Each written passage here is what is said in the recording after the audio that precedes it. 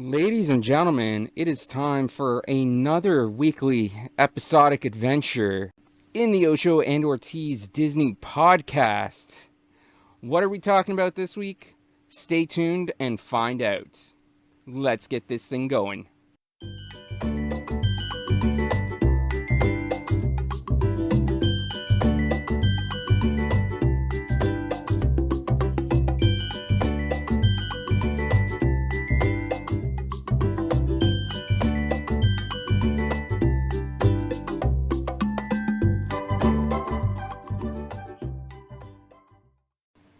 Josh, how the hell are you this week?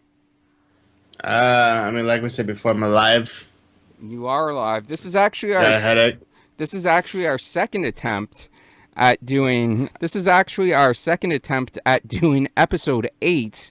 We actually had recorded one which was a fan requested review. Somebody had messaged me on Facebook and requested that we review something, which we did, but for whatever reason, the second half of the audio, or the second half of the podcast, both visual and audio, completely cut out. So we recorded for maybe 45 minutes, and I only got the first 26 minutes of the podcast. So we're not using that one, and we're redoing this. And we are actually recording this on May the 17th, 2020. And yesterday, May the 16th, marked the 16th anniversary of the untimely and unfortunate passing of Jim Henson. And I was a big Jim Henson fan growing up. I watched a lot of different Henson-produced movies and television shows, from Muppet Show and Sesame Street to Fraggle Rock and Dinosaurs, Labyrinth, all the different Muppet movies there have been. And really, that's what we're going to be talking about today, is the Muppet movie. And more specifically, the Muppet Christmas Carol, which is one of my all-time favorite movies. But before we get into it, guys, let me just say you can help our show grow by visiting us on all of our social medias. We are on Twitter, Facebook, and Instagram at Ocho Ortiz Disney on Twitter, Facebook.com/Ocho and Ortiz Disney Pod. Instagram, just look for at Ocho and Ortiz Disney Pod. We're also on YouTube as well, so search for Ocho and Ortiz Disney Podcast. We've been putting up both audio and visual podcasts, so hopefully you guys check those out and enjoy them. And follow us on our other social media to keep up to date with new episodes and everything else that's going on with us. I did mention on last week's episode, and I had to edit everything out that mentioned this, although I'm not sure if I got everything edited out. I was hoping to have t-shirts ready and available last week with the release of our Little Mermaid podcast. Unfortunately, due to copyright issues, I'm still having issues getting that shop started. So I am still working on merchandise. Once I do find a spot for us to sell our merchandise, I will let you guys know. All the links and stuff will be in the description down below. But having said that, we're not going to waste any more time. We're just going to get right into the Muppet Christmas Carol. And Josh, you said off air that this was, for you, like me watching The Descendants. So we'll get your overall thoughts on the movie at the end. But what were your initial thoughts going in? What were you expecting from this movie going in? I don't know. Okay. You say you're a huge Jim Henson fan. The only thing I can really think I've ever watched is Labyrinth. Right? There's Dark Crystal too, but I mean... Never seen it. I tried watching Dark Crystal when I was younger and couldn't get into it. Granted, it was made for a more adult audience, so maybe I'll try rewatching it at some point. I know Netflix launched a new Dark Crystal series exclusive to Netflix last year, which I've seen the first 20 minutes of the first episode because I was watching it at a buddy's house last year, And it seems like a good show, so I'm going to have to go back and watch the movie, and maybe I'll have a greater appreciation for it as an adult. But I am wearing my custom-made Jim Henson Made My Childhood Awesome t-shirt. So yeah, big Jim Henson fan. But yeah. Aside from like Labyrinth and the Muppets attraction at Disney World, because it's not really a ride, it's more of a show. Mm-hmm. I'm not the biggest fan of the Muppets. I don't know why. It is something that I did not grow up watching at all. Like, nothing at all. Labyrinth I watched. What was the other one? Fraggle Rock I might have watched as a kid. I don't exactly remember. Fraggle Rock, Sesame Street, Dinosaurs. Dinosaurs I'm pretty sure I watched. Just something with the baby. Hit the baby or don't hit the baby or something. Well, the baby would always hit his father. Don't hit the mama. No, not the mama. It's not just not the mama.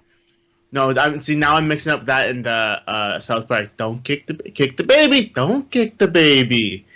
Brandon would love dinosaurs. Brandon knows dinosaurs. He loves dinosaurs. Yeah. I remember watching dinosaurs, but like, yeah. So again, I don't really like. It's not that I don't like the Muppets. I don't know. I didn't watch them as a kid, right? So then there's that, and then there was great. It's a Christmas movie. Here's why I specifically chose the Christmas movie. Like I said, I actually wasn't. I was planning on doing this one. Obviously, not until closer to Christmas. But like I said, this week happened to, as of this recording, this past weekend, like yesterday, happened to be the 30th anniversary of Jim Henson's passing. And Jim Henson had done Jim Henson Productions had done some movies with Walt Disney and some movies with other companies before Disney eventually bought pretty much the entire Muppets and Jim Henson catalog back in, I believe, 2003, maybe 2004. But Jim Henson had been negotiating since the 80s to bring the Muppets and other Jim Henson creations over to Disney. Now, in the late 80s, just before Jim Henson passed away in 1990, he finally negotiated a contract to do a couple of movies and I believe and some TV shows with Disney. One of the TV shows he agreed to do with Disney was Dinosaurs. And then the two movies that he had agreed to do with Disney was Muppets Christmas Carol and Muppets Treasure Island. So Muppets Christmas Carol became the first Muppet movie produced by Walt Disney Studios. And like I said a couple weeks ago when we were reviewing Secretariat, I don't really want to cover non-Disney created films just yet. Like I had said, my buddy Bill at the time had asked me to review Rookie of the Year, but it turns out that was a Fox movie, which Disney has bought as part of the acquisition. And so with this actually being a Disney-produced film, I figured, and with this being the 30th anniversary of Jim's death, I figured this would be a good review to sort of honor him. And again, first Disney film that was produced by Walt Disney. First Muppet film that was produced by Walt Disney Studios. And they had signed a contract to do a couple of other things. And because of something that happened in this movie, as far as I know, that's why it actually ended up taking the deal so long to get signed to bring all of the Muppet intellectual property over to Disney. Because it was supposed to be done by the early 90s. Like I said, these first few TV shows and movies that were negotiated was just a small step towards the bigger goal of bringing everything over. But it took till 2003 until everything became Disney-owned property. So we'll get into that a little later on. But was there anything else that you wanted to add before we get into the review of the film? So, like I said, this is personally one of my favorite Christmas movies. And I grew up with the Muppets. I love the Muppets. Love most things Jim Henson. I do have notes, so I'm going to get into the notes. I took an extraordinarily long time to rewatch this film and get notes and everything for it.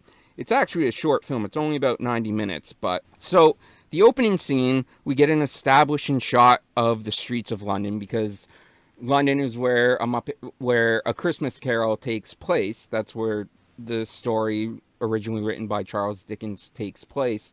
So Muppets stayed true to that. They didn't pretend to like put it in the US or anything, which would have been easy to do, but they kept it in London. So we get an establishing shot of the streets of London, and we go by all these people selling vegetables and groceries and stuff on the streets. Gonzo, we then see Gonzo the Great, and he introduces himself as Charles Dickens, and he is basically going to act as the narrator for the film. So go ahead.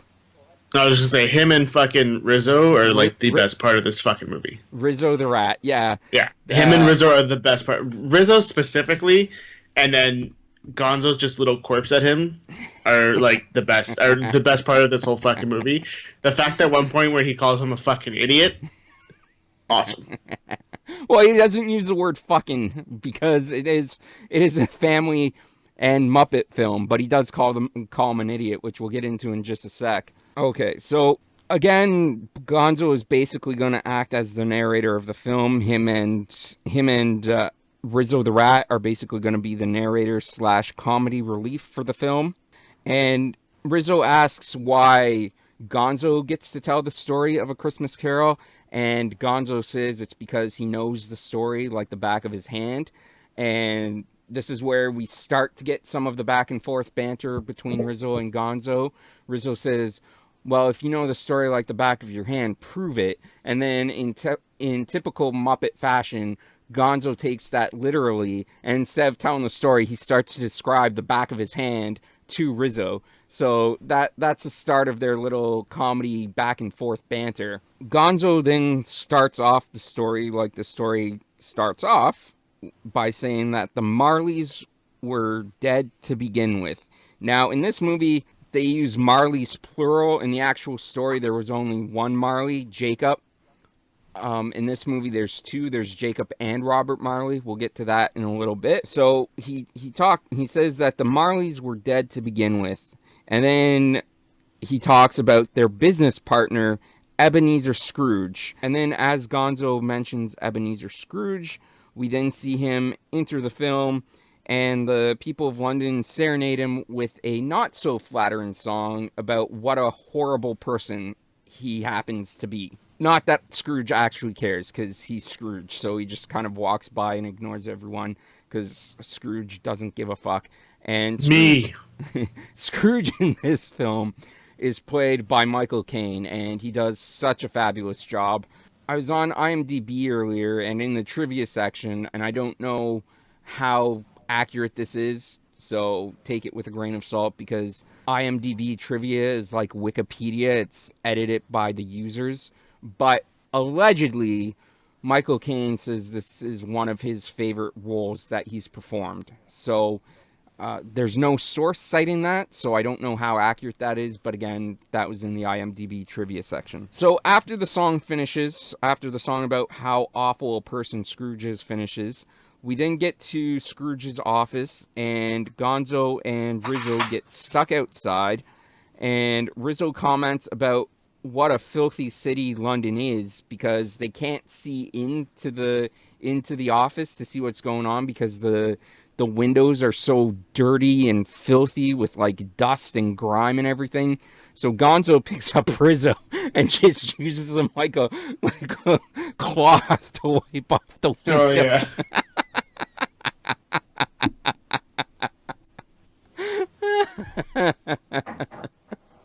Oh, shit. We are then introduced to Bob Cratchit, who is played by Kermit the Frog, who in this film is voiced by Steve Whitmire. This was Steve Whitmire's first full feature as Kermit after taking the role over from Jim after Jim passed away. He did do Kermit briefly for like a very small segment at the end of a Jim Henson tribute show in 1990, but I think it was like 2 lines at most. So this was the first full feature film, TV show, what have you, where Steve Whitmire had officially taken on the role of Kermit, a role that he would play until 2016, just a couple of years ago, when he was sort of forced out of the role. Apparently him and the Henson company had a falling out. From what I've read, they've said he sort of walked away, and he says he was kind of forced out and his contract not renewed or something along those lines. But basically him and the Henson company had a falling out. So Steve Whitmire, who was a long-time employee and a long-time voice for the Muppets and Fraggle Rock. He voiced Wembley in Fraggle Rock. He did Rizzo the Rat as well. Steve Whitmire is also the voice of Rizzo the Rat. So, long time, no longer with Jim Henson Company, unfortunately. But this was his first time voicing Kermit. So, we are introduced to Kermit, who's playing Bob Cratchit in this movie. And inside the office, there's somebody waiting for Scrooge. Basically, I guess, a client of Scrooge's who... Because I guess Scrooge is sort of like a money lender, but he doesn't really lend money to people. He's a money lender that doesn't lend money because he wants to keep all the money for himself, basically. So this guy that's in Scrooge's office is going on about how he knows he's late on his mortgage payments again, but, you know, his wife is in poor health, and he basically is asking for an extension on his mortgage payments. And Scrooge doesn't even say anything to him. He just picks the guy up and throws him outside outside the office into the streets as he's in mid-sentence. So that gives you a good idea to start what kind of person Scrooge is. Just not a very pleasant person to deal with. His nephew then comes in and visits, his nephew Fred, and Fred invites him to have Christmas dinner with Fred and his wife Clara. Scrooge declines and says that marriage is the only thing sillier than people celebrating Christmas. Well, actually, he asks his nephew why he got married, and his nephew says because he was in love, and Scrooge says love specifically is the only thing sillier than people celebrating Christmas and wishing one another a Merry Christmas. So Scrooge, not a big fan of Christmas, not a big fan of love. And while Fred is in the office inviting Scrooge over for dinner, there's also a caroler at the door, a little bunny rabbit caroler, and he basically asks Scrooge for a donation for the song, and Scrooge just slams the door in his face.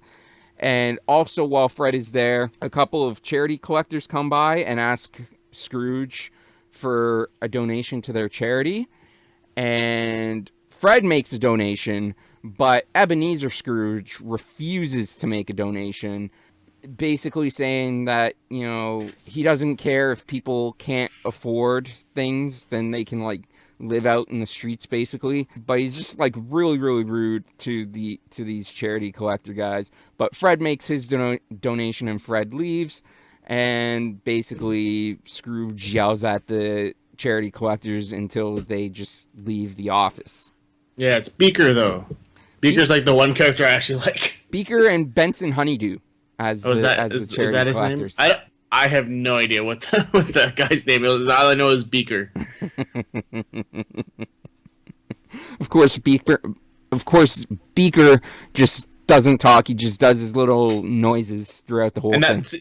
That's the thing is that in that I know it's a little off topic, but like at the Muppet Vision thing in Florida, Beaker's just so fucking funny. Like that, I fucking love. It's fucking awesome. So after the charity collectors leave, Bob Cratchit approaches Scrooge, and he asks if him and the bookkeepers can get Christmas Day off, because Scrooge was saying we'll see you tomorrow because it was time to close up.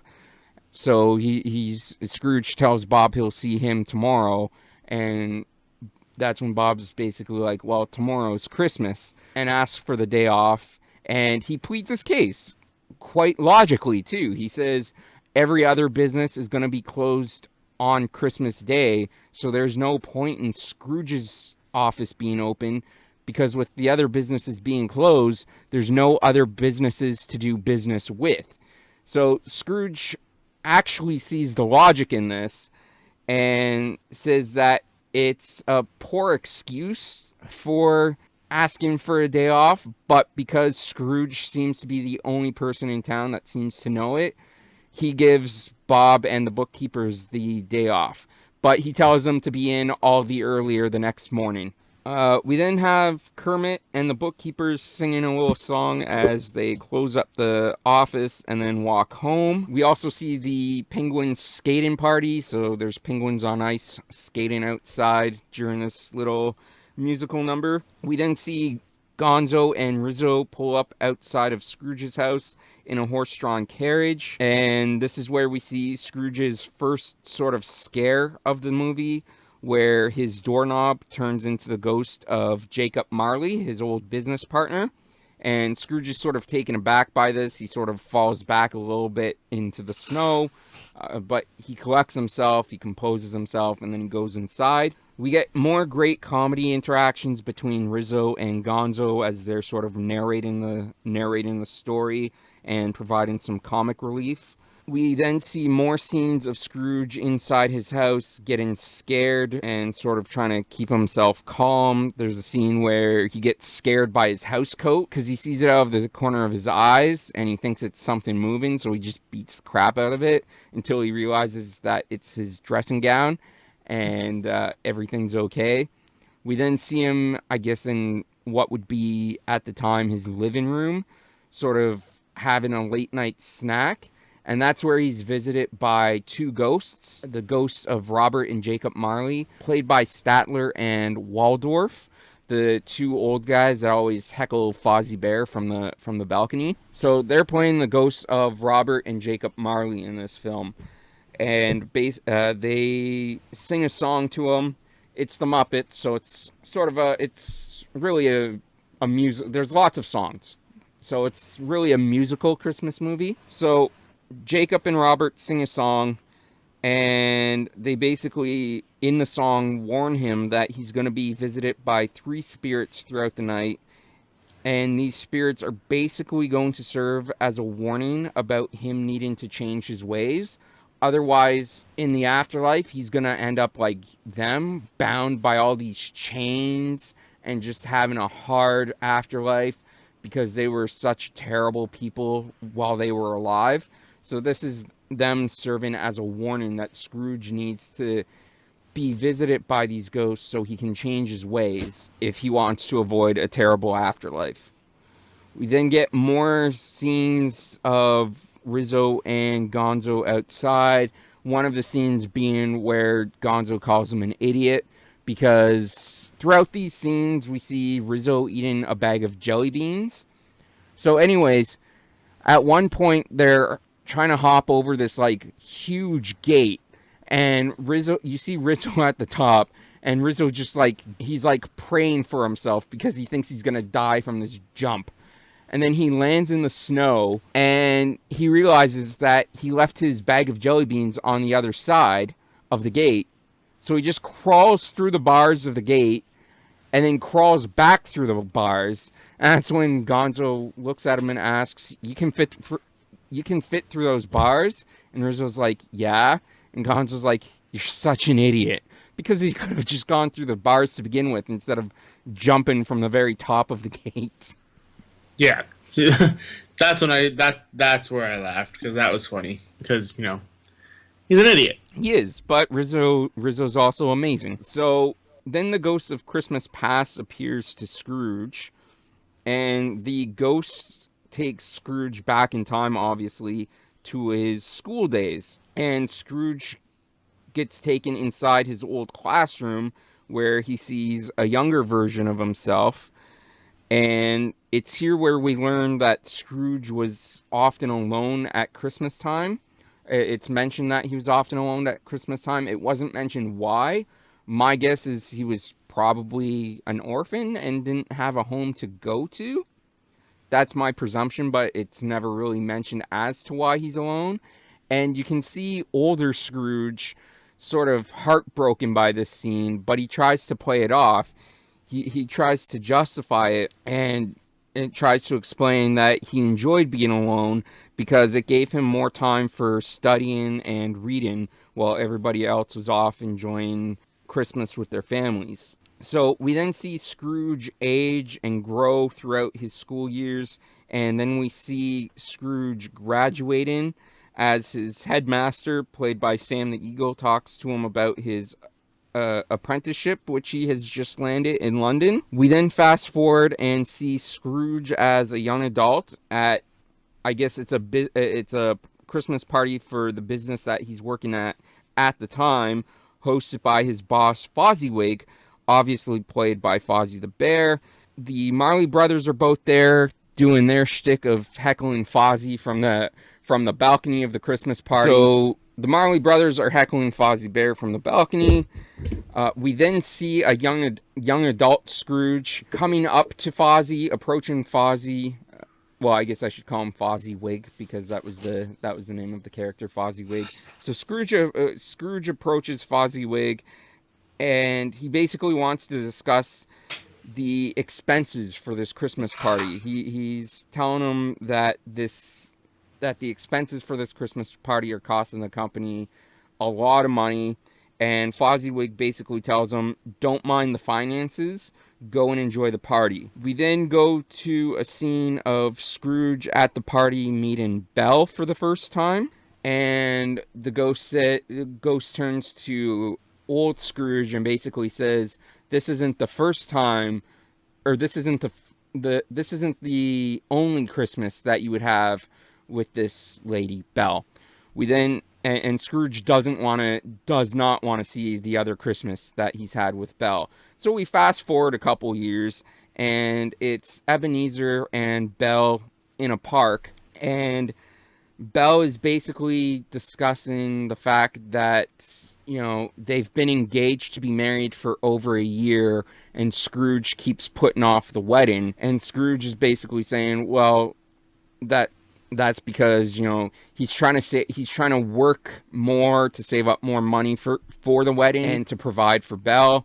And that's when Belle basically, you know, confronts him and says that she thinks that he cares more about work and business than he cares about her. And Scrooge basically tries to tell Belle, this is for us. What I'm doing is for us. I do love you. And Belle says, you did once. And then we get the worst fucking decision ever made by Jeffrey goddamn Black Eye on the Disney Company Katzenberg by cutting one of the best fucking songs from this movie from its theatrical release. The song is only available on DVD release. They didn't even make it available on the 20th anniversary Blu-ray edition a couple years ago. It's not available. It's not available in the Disney Plus version. They cut this scene because Jeffrey Katzenberg thought that the song was too sad. But basically there's a song called When Love Is Gone, which Belle sings to Scrooge, which is basically her breaking up with him. In the theatrical release and the release that's on Disney Plus and Blu-ray, you don't get the song, so it just cuts from Belle saying, you did love me once, to her leaving, and you don't get this full breakup song, and you can't really appreciate the context of her walking away. And Brian Henson did not agree with Katzenberg's decision to cut this. Fans like myself did not agree with Katzenberg's decision to cut this. He felt that the song was too sad for a younger audience, so that's why he decided to cut it. But Jeffrey Katzenberg can go fuck himself. He's the Black Eye in the Disney Company. He fucked the film over by taking that song out of the film. He fucked goddamn Robin Williams over with Aladdin, which is why Robin Williams didn't return for the voice of the genie in Return of Jafar. Fuck Jeffrey Katzenberg. And like I said at the beginning, why it took the Henson Company so long to finalize the deal with Disney to move all their intellectual property over. From what I've read, on different sources, and I don't know how accurate it is because I've never seen any representative from the Henson or Disney company comment on it. I haven't seen any articles presenting quotes or anything, but from some things that I've read, this, like, Brian Henson, Jim's son, who took over the company after Jim died, was kind of so pissed with Katzenberg at this that he honored the original contract of the films and TV shows that they had already agreed to, but like this basically, Katzenberg was basically the reason why it took so long to get the intellectual property moved over to Disney fully. And if that is the case, I can understand why, because Katzenberg's a dick and he sort of stabbed a lot of people in the back along the way from things that I've read. I should say allegedly, just in case Katzenberg ever listens to this podcast. I don't want to get sued for defamation. So allegedly, he was a dick to a lot of people along the way while he was at Disney. But yeah, no, When Love Is Gone is a great song, and it helps put this scene in better context. I'm so pissed off that it's been taken off. Apparently, it is available as an extra on Disney Plus. Like, if you look for the film on Disney Plus, and it gives you the synopsis, and you can go to, like, extra features and stuff on Disney Plus. Apparently, the scene is included as an extra on Disney Plus. Why it wasn't put back into the full version of the movie, I don't know. But I do have the DVD copy with the song on it, so I can live with it a little bit. But yeah. Tell me how you really feel, Dave, about that other guy. Jeffrey Katzenberg, fuck him. Oh yeah, it's there on the extras. Is it? Okay. Yeah, I didn't get a chance to check it, so... Yeah, it says deleted song When Love Is Gone. Yeah. Why they didn't just put that back into the movie, I don't know. I was reading Wikipedia, and there's a quote on Wikipedia from Brian Henson that apparently the original masters from the film with the song on it have been lost, which, I mean, to me doesn't make sense. If you have the song as an extra on Disney Plus, you have access to the song. Just with all the digital technology we have today, there's no reason why you can't go back and digitally put it back in there and give us the full fucking movie. That's all I want, the full fucking movie with that song included. But I digress. Moving on. I thought I was going to be the one who's going to get mad on this show. So after that scene, Scrooge tells the spirit to stop torturing him and to leave him alone. We then see Scrooge back in his apartment where he hears a noise coming from another room.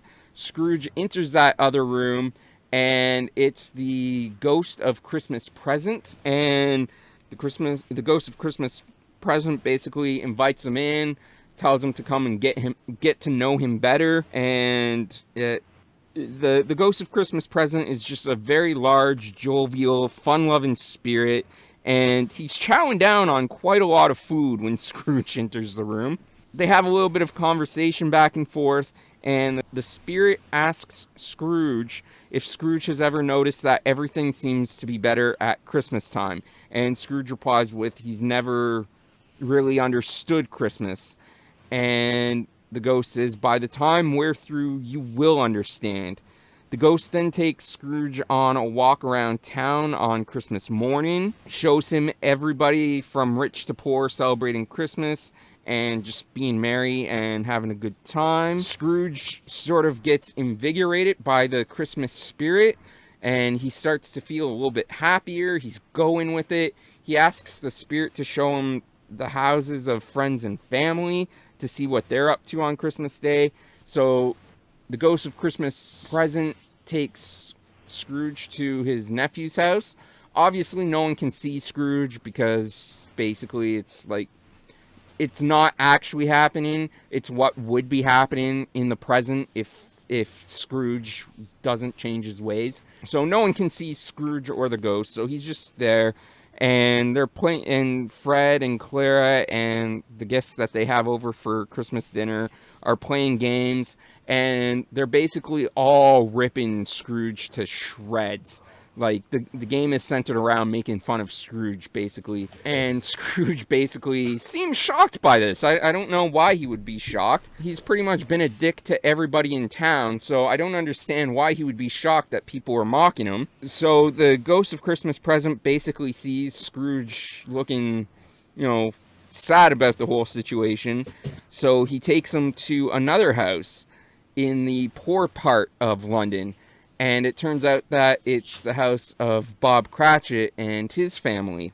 And we see Bob's wife, Emily, played obviously by Miss Piggy, cooking Christmas dinner as Bob returns home with Tiny Tim.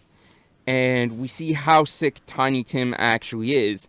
He's on a crutch, he's coughing, probably like whooping cough, because that was big back in the time of when A Christmas Carol was actually written. That was a big disease that was going around that caused a lot of deaths because it wasn't treated properly. So that's probably what it was, though it's never really mentioned. Scrooge then realizes, based on how little food Bob and his family are eating, that Scrooge really underpays Bob. And then Bob gives a toast to Scrooge, and as Bob is toasting Scrooge, Emily and Bob and Emily's daughters basically are ridiculing Scrooge and calling him cheap and all of this. And then sort of again you get Scrooge being hit right in the feels with him actually being revealed how people feel about him.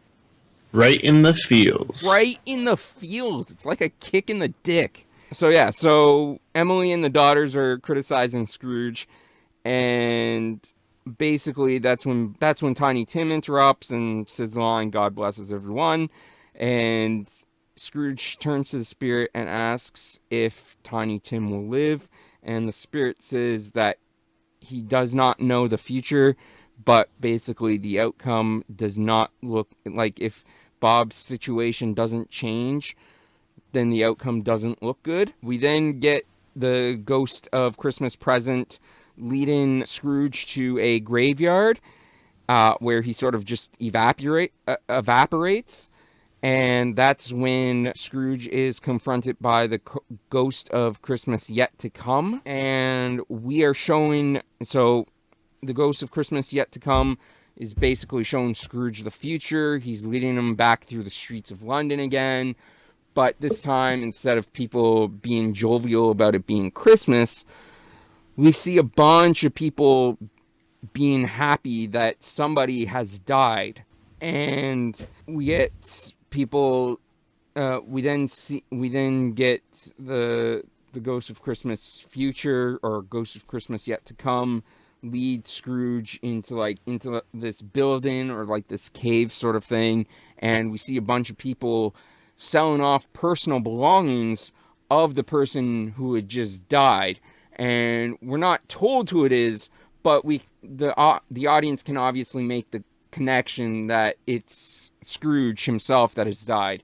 And even Scrooge doesn't fully make the connection, but he does say that his own life tends to lead this way now, where it might be him that's in the situation where people are celebrating his death. So he doesn't realize it's him, but he sort of clues into the fact that that could be his situation. Scrooge then wants the spirit to take him somewhere else, because he doesn't want to see people celebrating the death of somebody, especially if it's him. The spirit then brings him to the Cratchit house again, which initially Scrooge thanks him for and mentions that this is a place of joy and happiness. So he's grateful to be back at the Cratchit house.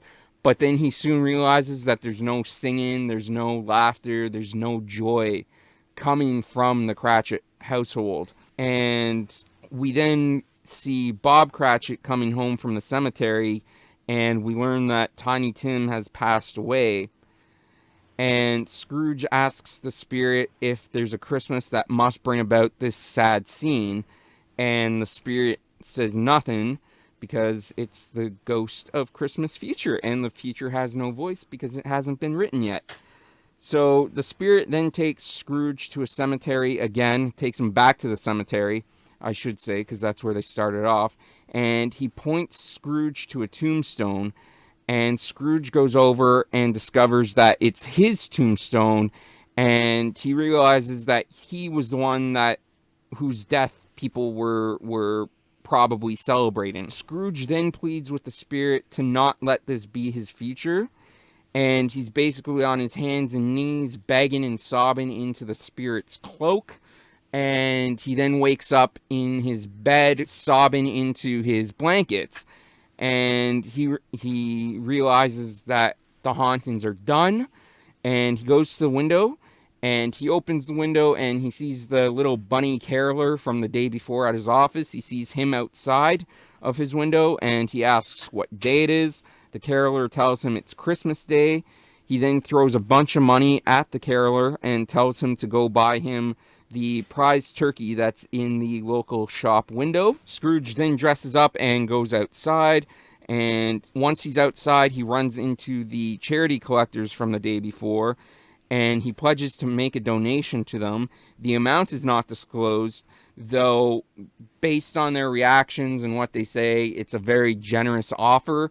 We just don't find out what the actual amount is. So after he's done making his donation, the bunny caroler comes back with the turkey, and Scrooge tells him to follow him as Scrooge walks through town buying gifts from businesses that were supposedly going to be closed, according to Bob Cratchit a day earlier, which is why Scrooge closed for the day, because no other businesses were going to be open on Christmas Day. Yet here he is strolling through London buying turkeys and presents on Christmas Day from businesses that were supposedly closed. But I digress. So he's buying gifts for people, and then we see him back at his office, and he's leaving baskets of coal for his bookkeepers.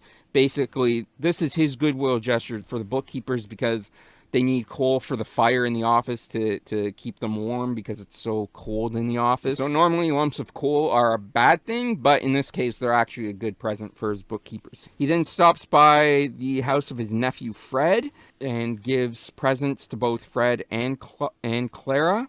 And Fred looks completely stunned and doesn't know what to do or say as Scrooge continues on his merry way. He then makes his way through town all the way to Bob's house, and this whole time he's basically being preceded by like every single person on the street.